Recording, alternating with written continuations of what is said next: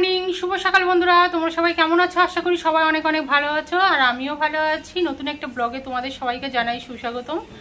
তো আজকে হচ্ছে বুধবার। তো এখন মানে কটা বাজে বলো তো? 12টা বাজতে 5 মিনিট বাকি। তো এখন থেকে কিন্তু ব্লগটা আমি শুরু করছি।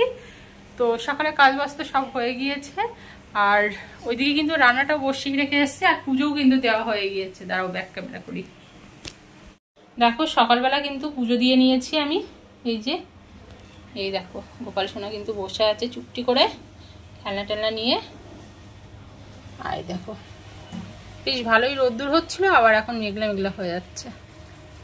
ঠিক আছে, রান্নাঘরে যাব, আর কি রান্না করছি চলো তোমাদের একটু দেখাই। তো চলে এসেছি রান্নাঘরে, আর চলো তোমাদের দেখাই, একটু ব্যাক ক্যামেরা করে দেখাই যে কি রান্না করছি আজকে। তো দেখো বন্ধুরা, মানে দুপুরের জন্য রান্না করছি কাঁকরোল ভাজা, গোল গোল করে কেটে নিয়েছি। আর এখানে সর্ষে আর লঙ্কা নিয়ে নিয়েছি, এটা ভালো করে মিহি করে পেস্ট করব। সর্ষেটা একটু জলে ভিজিয়ে রেখে দিয়েছি। আর এখানে রয়েছে এই দেখো মাছ, তো মাছের ঝাল করব। আর ভাতটা তো এইদিকে বসিয়ে দিয়েছি, আর এই কড়াটা বসিয়ে দিলাম। এখন ওই কাঁকরোলগুলো ভেজে নেব।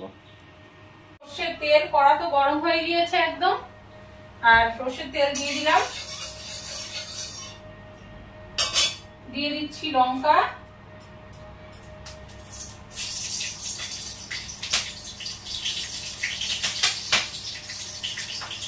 আর এখন দিয়ে দিচ্ছি কাঁকরোলগুলো।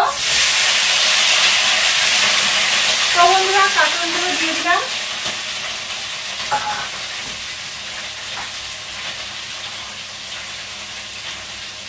দিয়ে দিচ্ছি হলুদ আর একটু নুন। এইদিকে মিক্সার মেশিনের ছোট্ট জারটাই কি বলতো সর্ষে আর লঙ্কাটা পেস্ট করে নিচ্ছি। দেখো মিহি একটা পেস্ট করে নিয়েছি, আর এদিকে কিন্তু ঝালটাও হয়ে গেছে। তো বন্ধুরা রান্না বান্না হয়ে গিয়েছে। ওই দেখো এখন মাছের ঝোল নামালাম। তো চলো তোমাদের কাছ থেকে দেখাই কেমন হয়েছে। এই যে মাছের ঝাল, আর এইদিকে কাঁকরোল ভাজা, আর এখানে তো ভাত করলাম। তো বন্ধুরা বিকেলবেলায় চলে আসলাম বাড়ির ছাদে, আর মেঘ দেখবে কেমন হয়েছে, মানে প্রচন্ড মেঘ হয়েছে দেখো, পুরো আকাশটা জুড়ে মেঘ। আর এই দিকটায় দেখো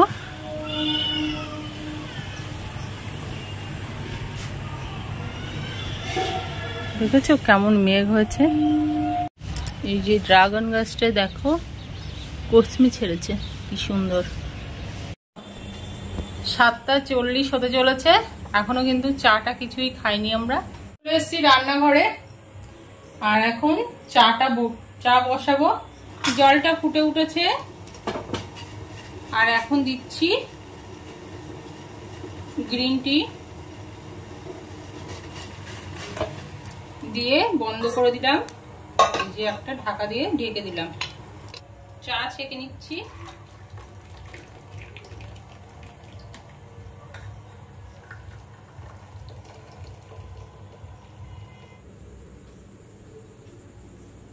চলে আয়।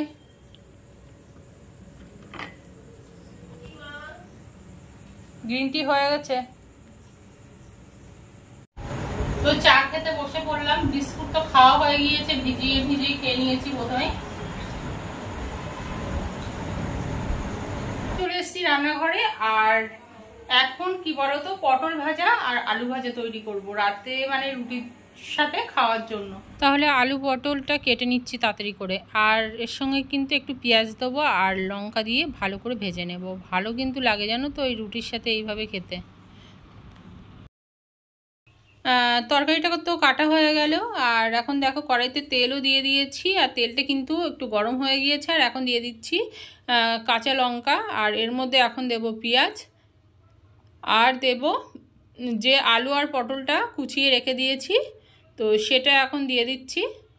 আলু তো একবার ধুয়ে নিয়েছিলাম, তো কাটার পরে কিন্তু আবারও একটু ভালো করে ধুয়ে নিলাম। আর এখন নুন আর হলুদ দিয়ে এই আলু আর পটলটাকে ভালো করে ভেজে নেব। আর ওইদিকে তারা আলু পটল ভাজা হোক, আর এদিকে একটা গামলার মধ্যে আমি একটু জল নিয়েছিলাম, আর তার মধ্যে একটু নুন দিয়েছিলাম। নুন দিয়ে ঘুরিয়ে তারপর আটা দিয়ে দিলাম। আর এখন চলো ফটাফট করে তাহলে মেখে নিই আটাটা। আর কি বলো তো, তোমাদের দাদাভাই আর মেয়ে খাবে রুটি, তো আমি খাবো না। তো ওই 6খানার মতন রুটি হয়েছে, ওদের এতেই হয়ে যাবে। আর জানো তো বন্ধুরা, আগে জানো তো আমি একদম কিন্তু রুটি বেলতে পারতাম না, মানে আটাটা মাখতে হয় কি করে সেটাই জানতাম না, জানো তো। তো যখন আমরা রাঁচিতে ছিলাম, মানে তোমাদের দাদাভাইয়ের সঙ্গে, তো তখন কিন্তু আমি এই রুটি আটা মাখা, রুটি বেলা এগুলো কিন্তু শিখেছিলাম একটা দিদির কাছ থেকে। তো উনি ছিলেন অবাঙালি। তো আমাদের ঘরে কিন্তু অনেকেই আসতো, জানো তো। তো একদিন আমি বিকেলবেলা এরকম আটা মেখে রেখে দিচ্ছিলাম, তো ওই দিদিটা আমাকে বলে কি, এইভাবে আটা কেন মেখে রেখে দিচ্ছ, দেখো এইভাবে তুমি রুটি করবে, তো দেখবে রুটি কেমন ফোলা ফোলা হবে। তো সেই থেকেই কিন্তু রুটি বানানো আমার শেখা। তো এদিকে তো হয়ে গেল কি বলো তো, ভাজাভুজি। আর দেখো রান্না বান্না পুরো কমপ্লিট হয়ে গেছে রাতের। তো ভিডিওটা আমি এখানেই আজকে শেষ করব। তো তোমরা ভালো থেকো, সুস্থ থাকো। আর ভিডিওটি যদি তোমাদের ভালো লেগে থাকে অবশ্যই লাইক, কমেন্ট, শেয়ার করো। সাবস্ক্রাইব করতে একটু ভুলো না, আমার সাথে থাকো, আমার পাশে থাকো। আর রান্নাবান্না তো হয়ে গিয়েছে। আর সকালে যাতে কি বলো তো, রান্নাঘরে এসে এগুলো পরিষ্কার পরিচ্ছন্ন করতে না হয়, তার জন্য কিন্তু রাত্রিবেলায় এগুলো পরিষ্কার পরিচ্ছন্ন করে রেখে দিচ্ছি। তো যখনই রান্নাবান্না করি তখনই কিন্তু নেতাটা একটু বুলিয়ে রেখে দিই, জানো তো। তো পরিষ্কার পরিচ্ছন্নও থাকে, বেশ রান্নাঘরে আসতেও কিন্তু বেশ ভালো লাগে।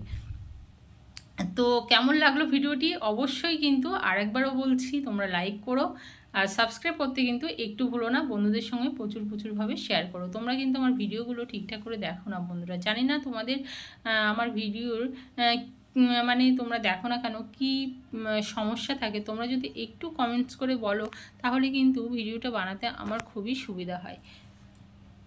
তো যাই হোক, আজকের মতন ভিডিওটি এই পর্যন্ত। কালকে আবার নতুন কোনো ব্লগ নিয়ে চলে আসবো। ততক্ষণের জন্য টাটা।